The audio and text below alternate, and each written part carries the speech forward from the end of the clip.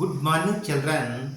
ఈరోజు మనం ఫ్రాక్షన్స్ భిన్నాలకు సంబంధించి మరో మంచి లెక్కను చేద్దాం. ఒక చేపల తొట్టె పూర్తిగా నింపడానికి 45 లీటర్ల నీళ్లు కావాలి. ఆ తొట్టెను 4/9 వంతు నింపి 3/5 వంతు నీటిని వదిలినా ఇంకా తొట్టెను పూర్తిగా నింపడానికి ఎన్ని లీటర్ల నీళ్లు అవసరమవుతాయి? అది క్వశ్చన్. దానికి జవాబులు: ఏ 47 లీటర్లు, బి 57 లీటర్లు, సి 37 లీటర్లు, డి 45 లీటర్లు.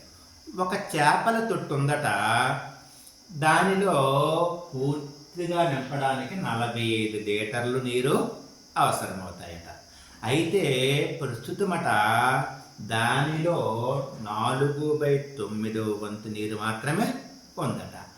ఆ ఉన్న నీటి నుంచి 3/5 వంతు నీటిని వదిలేశారట. అంటే కిందకి ట్యాప్ను ఓపెన్ చేస్తారన్నమాట. అయితే ఆ తొట్టె పూర్తిగా నింపడానికి ఎన్ని నీళ్ళు అవసరమవుతాయని అడిగారు. మొదటగా చూడండి, చేపల తొట్టె పరిమాణము ఎంతమ్మా? 45 లీటర్లు. ఓకేనండి. ప్రస్తుతం చేపల తొట్టెలో నీటి భాగం దట్ ఈక్వల్ టు 4/9 వంతు అనమాట. 4/9 వంతు అంటే ఆ చేపల తొట్టె నీటిని మొత్తం 45 లీటర్లను 9 సమాన వాటాలు వేసి అందులో 4 వాటాలు తీసుకోవాలి. మరి ఎన్ని లీటర్లు అని తెలియాలంటే దట్ ఈక్వల్ టు 45 లీటర్లు ఇంటూ 4/9.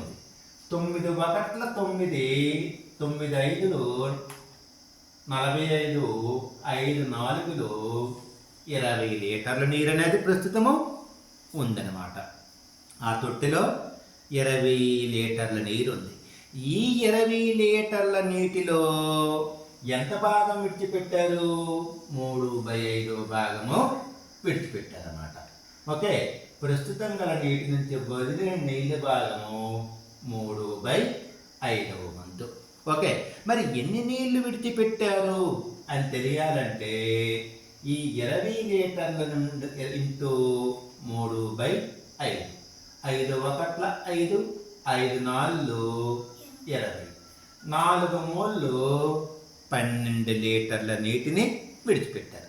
యాక్చువల్గా అయితే 20 లీటర్ల నీరుంది, దాని నుంచి 12 లీటర్ల నీటిని వదిలేశారు. ఇంకా ఎన్ని లీటర్ల నీరు ఉంటుంది అని తెలియాలంటే ఏం చేయాలి? 20 లీటర్ల నుంచి 12 లీటర్లు తీసివేస్తే 8 లీటర్ల నీరు మాత్రమే ఉంది.